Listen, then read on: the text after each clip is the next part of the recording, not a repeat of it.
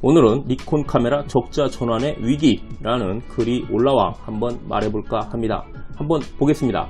7일 니콘의 설명회에서 발표한 2020년 3월 실적 전망은 애널리스트들에게 충격을 안겼는데요.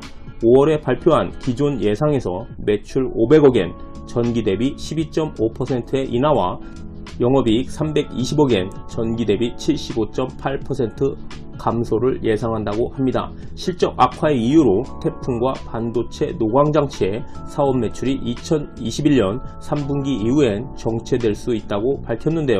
그러나 실제로 실적의 하향에는 니콘의 주력 부분인 카메라 사업의 부진이라고 합니다. 카메라 사업의 손익은 100억엔 적자가 날 것이라고 하네요. 이에 대해 오카마사 최고 책임자는 시장이 급격하게 줄어들어 카메라 판매가 부진하다고 적자가 나오는 이유에 대해 밝혔습니다. 일본의 디지털 카메라 출하량은 2010년에 1억 2천만 대를 최고점으로 찍었는데 2018년에 1900만 대를 찍으면서 폭락을 했다고 합니다. 니콘과 양대 산맥인 카메라 업체인 캐논도 2019년 실적 예상을 3번이나 하향 조정에 나서고 있다고 합니다. 그동안 이 두 회사의 실적 견인차 역할을 했던 SLR 카메라는 무겁고 크기 때문에 소비자가 점점 멀어져 판매량이 줄어들고 있으며 작고 가벼운 미러리스 카메라가 소비자의 지지를 얻으면서 약 3% 정도 성장한 것으로 나타났다고 합니다. 미러리스 카메라의 세계 판매 1위인 소니는 2013년에 풀사이즈 제품을 출시하였으나 니콘은 2011년에 미러리스를 출시하였음에도 불구하고 주력 제품인 SLR 카메라의 판매에 영향을 줄 것으로 우려해 2015년부터 미러리스 출시를 하지 않았다고 합니다. 부랴부랴 2018년에 다시 시장에 Z7을 투입해 뛰어들었지만 시장은 벌써 소니가 장악한 상황이라 별 효과는 없었다고 합니다. 현재 미러리스의 시장 점유율은 약 42.5%로 독보적이지만 니콘은 4.6%로 시장에서의 영향력은 미미하다라고 하네요. 이에 대해 현 애널리스트는 미러리스를 지속적으로 출시하며 경쟁력을 키워온 소니가 압도적 우위에 있는 것은 당연하다라고 말했다고 합니다. 니콘은 5월 발표에서 카메라 사업의 부진으로 새로운 성장 카드로 공작기기에 뛰어든다 라고 발표를 했는데요. 시장 관계자들은 믿지 않는 분위기가 형성되고 있다고 합니다. 노하우가 없는데 과연 될까라는 의심의 눈초리를 거두고 있지 않다라는 거죠. 현재 공개된 내용으로 카메라를 만들면서 축적한 광학 기술을 사용한 레이저 가공과 비슷한 빛 가공이라는 기술이라는데 거래 문의가 증가한다고 니콘 사장이 직접 밝혔지만 판매 예정 수치는 공개할 수 없다라고 말했다고 합니다. 이에 대해 기자는 실력은 미지수라고 첨언을 했다고 하네요. 안 믿는 거죠. 마지막으로 카메라 명가인 니콘이 새로운 시장에서 입지를 굳힐 것인가 라며 니콘은 생사의 기로에 서 있다 라고 끝맺었습니다. 네, 참고로 한국은 불매운동 과정에서 불매운동을 지지하는 카메라가 일제임을 일본인들이 비웃는 상황들이 많이 나왔었는데요. 위에 언급한 니콘뿐만 아니라 캐논도 지금 회사가 위기 상황입니다. 조만간 일본이 대체해봐 라고 자랑하던 영원할 것 같던 카메라 분야도 시장은 와해될 것으로 예상이 됩니다. 원래는 조금 더 빨리 망했어야 하는 시장인데 전 세계의 많은 유튜버가 디카 시장을 살리는 마법을 부려서 생명이 연장된 상황이죠. 소니의 이미지 센서 기술이 미러리스 시장을 장악한 이유이기도 한데 우리나라는 삼성이 미러리스 카메라를 포기한다고 발표를 했었죠.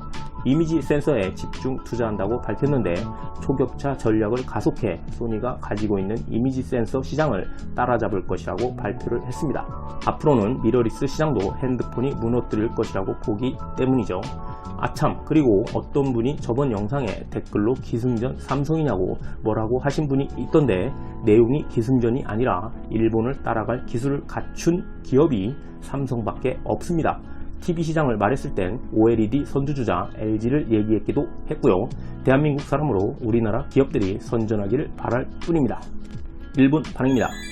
일본 기업은 진출도 철수도 판단이 늦다. 문제가 상황 파악을 못하는 체질입니다. 현장이 어려운 상황에도 경영회의를 오래도록 한다.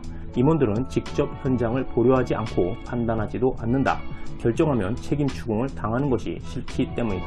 이 내용은 지난 내용에도 댓글이 달려 있었는데 경영회의를 너무 오래 하기 때문에 실질적으로 결과가 도출되지 않는다. 그리고 책임 추궁을 당하는 게 싫어서 결정을 하지 않는다. 뭐 이런 내용이죠.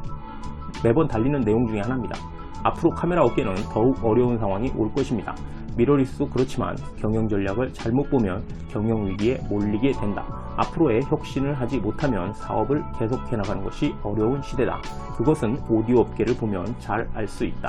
오랫동안 구축한 기술만으로 살아남을 수 없다. 뭐 혁신을 하라는 얘기인데 혁신하지 않으면 죽는다. 뭐 이런 얘기죠. 니콘과 캐논이 시장에서 패권을 양분해 근소한 성능을 향상시켰다며 신모델이라고 자화자찬하고 있는 사이 후발주자였던 소니에게 추월당하고 말았네요. 한편으로 소니는 신모델 발표 때마다 유저의 기대 이상의 혁신 제품을 개발해 왔습니다. 그렇죠. 소니는 일단 1위 기업이기도 하지만 굉장히 혁신적인 제품을 많이 내놓는 기업입니다.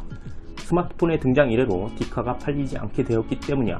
카메라의 시대는 전쟁 전부터 니콘은 사업을 했지만 70년대부터 타사의 추격에 어렵게 버텨왔지.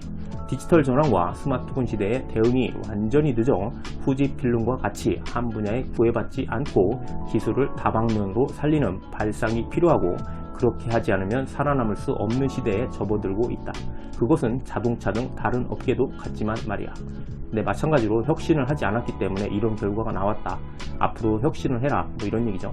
솔직히 미러리스는 니콘보다 소니가 낫지. 옛날에는 엄청난 교환 렌즈량으로 니콘은 인기가 있었는데 현재는 그런 것도 옛날 얘기고 캐논도 비슷. 비록 소니도 칭찬만 듣지는 않겠지만 그래도 요즘 알파 시리즈는 잘 만들어지고 있다. 나도 다음에 살 일이 있다면 소니로 하겠지.